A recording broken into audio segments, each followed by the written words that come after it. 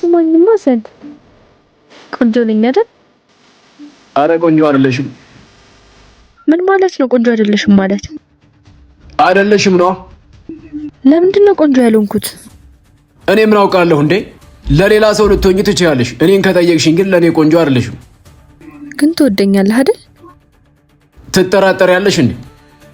ቆንጆ ካልሆንኩኝ ታዲያ ለምንድን ነው የምትወደኝና አብረኸኝ የሆንከው? የወደድኩሽ ስለማስረብሽኝ ነው እንጂ ቆንጆ ስለሆንሽ አይደለም። በቃ ስለማልረብሽ ብቻ ነው የወደድከኝ? አዎ፣ ሌላ ምንም ታሪክ የለውም። ግን ደግሞ እወድሻለሁ ማለት አምንሻለሁ ማለት አይደለም። እሺ ሰን፣ ምንድነው ግራ የምታጋባኝ? የምታምነውን ሰው አይደል እንዴ የምትወደው? እኔ ደግሞ የማይረብሸኝን ሰው ነው የምወደው።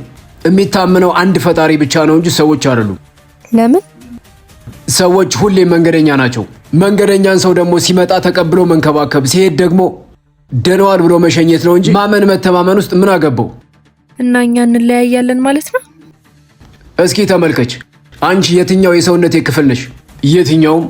እኔስ የትኛው የሰውነትሽ ክፍል ነኝ? የትኛውም አይደለሁም። ሁለታችንም መንገዳችን እየሄድን ፍቅር የሚባለው ጥላ ላይ አረፍን።